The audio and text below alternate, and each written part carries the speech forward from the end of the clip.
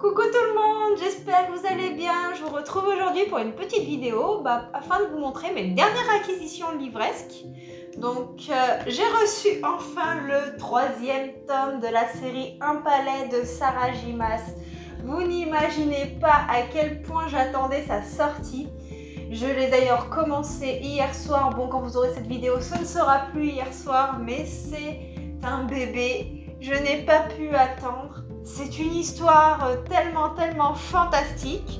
Je ne vous la résumerai pas, puisque si vous ne l'avez pas lu, ce serait dommage. Mais si vous avez suivi mes récentes vidéos, vous devez savoir à quel point j'ai aimé le premier tome et le second. Donc je n'ai vraiment pas pu attendre pour me prendre ce 3e tome, qui est juste fantastique, avec des personnages charismatiques. Reason, un des personnages principaux de l'histoire, dont je suis tombée sous le charme, carrément amoureuse de ce personnage, de sa façon d'être, c'était juste captivant.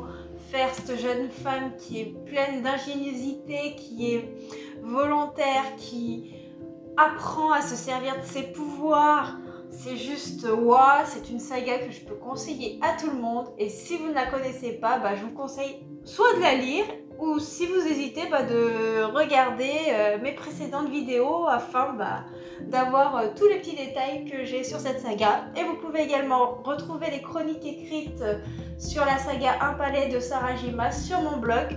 Je vous mets comme d'habitude le lien en description. Et maintenant, je vais vous parler de Maybe Now de Colleen Hoover des éditions Hugo New Romance. Donc ce livre, c'est vraiment un craquage, un achat compulsif. Aujourd'hui, nous sommes, je vais vous dire ça, le 7, dimanche 7. Je vous tourne cette vidéo, vous l'aurez bien plus tard. Et le livre est sorti le 4 juin et je n'ai pas pu attendre, mais vraiment pas. Maybe No, c'est la suite de Maybe Someday, juste là, que j'ai lu en numérique. Je l'ai lu au moins 4-5 fois. J'avais adoré l'histoire de Ridge, ce sourd, et de Sydney, cette jeune fille qui est hyper attachante, qui m'avait mis les frissons. Une histoire d'amour, de musique qui est juste inédite. La plume de Colleen Hoover qui est juste magnifique. On se laisse porter. À chaque fois que je lis un de ses livres, je me suis transportée dans l'histoire. Je peux que me laisser aller. Alors forcément, j'ai pas pu attendre. Je me suis dit, il faut que je me le procure, il faut que je me le procure. Le tome de Maybe Someday que j'avais lu il y a au moins 2-3 ans, voire plus, parce que ça fait quand même un moment qu'il est sorti. Je l'avais dévoré, lu et relu en numérique. Il faut absolument que je me le procure en papier, sauf qu'actuellement je ne le trouve qu'en poche et moi je le veux en broché. Je préfère les livres brochés, même si j'ai quelques poches. Dites-moi vous d'ailleurs en commentaire si vous préférez les livres en poche ou en broché. Donc Maybe No, c'est la suite de Maybe Someday. Donc Maybe Someday, vous pouvez simplement le lire. En fait, une suite n'était pas forcément nécessaire, mais l'auteur a eu tellement de succès avec Maybe Someday qu'elle a voulu enrichir l'histoire de ses personnages, et on va avoir l'histoire de Ridge, Sydney puis Maggie qui va être un peu plus approfondie, et on va voir que malgré ce qui s'est passé dans le tome 1, tout ne sera pas facile pour nos personnages. Donc en fait l'histoire du tome 1 elle peut s'arrêter là, comme elle peut continuer, et moi j'ai eu envie de continuer l'aventure de cette super duologie. D'ailleurs, il y a également un tome qui est sorti avec les personnages secondaires.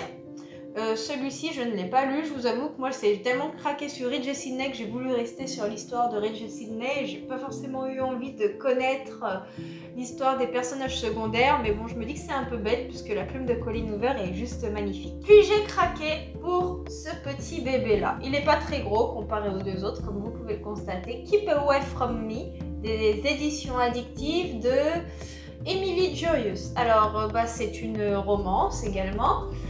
J'ai craqué sur ce tome parce que j'ai vu une promotion passer, et dès que ça parle de livres, bien entendu, je suis toujours la première à me faire avoir. Donc je ne connais pas cette histoire, mais j'en ai entendu beaucoup de bien. Je vais vous lire le petit résumé, comme ça on va la découvrir ensemble. Les deux autres, je ne les ai pas résumés puisque comme c'est des second et 3e tomes, je voulais pas vous spoiler un petit peu si vous ne connaissez pas les premiers, mais celui-ci c'est un intégral qui est vraiment pas épais, donc on va voir le petit résumé tous ensemble. La plus belle erreur de l'été. Brooke a un objectif, travailler tout l'été pour financer le voyage de ses rêves en Écosse. Elle est lumineuse, déterminée et refuse de se laisser impressionner par qui que ce soit. Même pas par Roméo, arrogant, désagréable, mystérieux.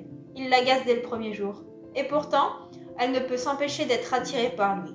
Des secrets en révélation, de baisers en nuit torride, ils vont devoir apprendre à se faire confiance, pour le meilleur et pour le pire. Voilà l'univers d'Emily Durius, avec des personnages attachants. J'ai entendu beaucoup de bien en disant que l'auteur avait une écriture très fluide, très sympathique, donc j'ai envie de découvrir ça, parce que moi je ne connais pas cet auteur. Et généralement, j'aime assez bien les livres des éditions addictives. Ils ont d'ailleurs une auteure que j'affectionne particulièrement, qui publie souvent chez eux, c'est Emma Green. Je vous en parlerai dans une future vidéo parce que c'est une de mes auteurs de romances préférées. Il y a également Erin Graham, une auteure des éditions addictives que j'aime beaucoup, mais bref, je suis encore en train de m'éparpiller. Donc vous voyez, ce livre c'est écrit quand même assez gros, donc je pense qu'il sera lu très rapidement. Puis j'ai fait 2 achats d'occasion. Je n'avais jamais encore acheté de livre d'occasion, puis je me suis dit, j'en ai entendu beaucoup de bien, qu'il y avait des bons états, alors je me suis dit, je vais essayer. Alors j'ai pris Alana Scott, I Will Not Love You, des éditions HarperCollins Poche. Donc Alana Scott, c'est une auteure que j'ai déjà lu certains de ses romans, une auteure dont j'avais adoré la plume.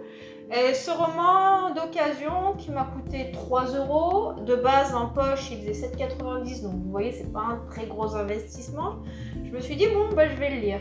Alors je suis assez maniaque sur les livres et je crois que malheureusement bah, j'achèterai plus trop d'occasion. Donc celui-ci encore ça va, vous voyez il est légèrement abîmé. Bah, je sais pas si vous verrez à la caméra ici, donc rien de grave et dramatique. Mais je suis tellement maniaque avec mes livres, je déteste qu'il y ait une page cornée, qu'il y ait une strie sur la couverture, ça me... Oh. Et du coup, malheureusement, même si j'ai commandé dans une grosse librairie, c'était chez Gibert, j'ai été un petit peu déçue de l'occasion. Donc voilà ce petit format poche. Pareil, je vais vous lire le résumé, on va découvrir le résumé ensemble. Jamais plus Jenny ne s'autorisera à tomber amoureuse, à avoir une relation avec un garçon, à laisser quelqu'un l'approcher. Car l'accident de moto ne lui a pas seulement volé son rêve de devenir danseuse. Non, il lui a aussi volé son insouciance. Alors, quand elle fait la rencontre de Justin, lors de son premier jour à l'université de Saint-Louis, elle veille à rester le plus distante possible.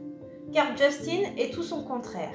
Populaire, sportif, il enchaîne les filles comme les fêtes étudiantes et représente tout ce qu'il pensait avoir un jour. Tout ce qu'elle a perdu. Et il est hors de question qu'elle prenne le risque de le perdre aussi avec son cœur. Ce roman est le spin-off de Good Girl, Love Husband Boys et met en scène la fille des héros Zach et Elodie. Donc c'est une histoire qui était sortie sur Wattpad. Je lis très peu sur Wattpad, ça m'est arrivé d'en suivre quelques auteurs et puis finalement je me rends compte que j'aime bien découvrir les œuvres dans leur intégralité une fois qu'elles sont terminées, puisque je suis frustrée de chapitre en chapitre, il faut que j'attende sur Wattpad la sortie du chapitre suivant. Donc je vais découvrir ce petit bébé que j'ai eu pour pas cher. Dites-moi vous aussi si vous avez eu des bonnes ou des mauvaises expériences d'occasion, sur quel site ou comment vous commandez vos livres d'occasion, si vous avez des petites librairies qui font des ventes d'occasion ou si vous commandez sur internet. N'hésitez pas à me dire quels sont vos retours, je suis très curieuse. Si vous aussi vous êtes un peu maniaque avec les livres aussi, voilà. Et puis le dernier livre que je vais vous présenter dans cette vidéo, c'est également un achat d'occasion sur Gibert. Donc c'est Toute blesse, la dernière tue de Karine Gibel. Donc c'est un thriller que je ne connais pas du tout, mais que j'ai entendu parler par une des abonnées qui me suit sur Facebook. Et j'avais envie de me rapprocher un petit peu plus du style polar, thriller, faire un peu plus connaissance avec le genre, même si ça m'est arrivé d'en lire de temps en temps, c'est extrêmement rare. Et elle m'a conseillé La plume de Karine Gibel, donc on va voir ce que ça donne. Je vous montre un peu l'état, vous voyez, d'occasion. Moi j'ai pas trouvé super bon état, je sais pas si on voit bien la marque, mais en fait ici il y a une marque là, et on voit que la couverture a été pliée. Donc je suis un petit peu déçue de l'état de la couverture générale. Après à l'intérieur les pages sont en bon état, elles sont pas cornées. Bon, je vais le mettre sous une pile de livres pour aplatir un peu cette couverture et puis on va voir ce que ça donne, on va ressortir les gros dicots. Donc c'est pareil, moi je ne connais pas ce livre, il paraît qu'il est vraiment prenant. Donc je vais vous lire le résumé. Vous, si vous le connaissez, dites-moi ce que vous en avez pensé en commentaire. Maman disait de moi que j'étais un ange tombé du ciel. mais les anges qui tombent ne se relèvent jamais. Tama est une esclave.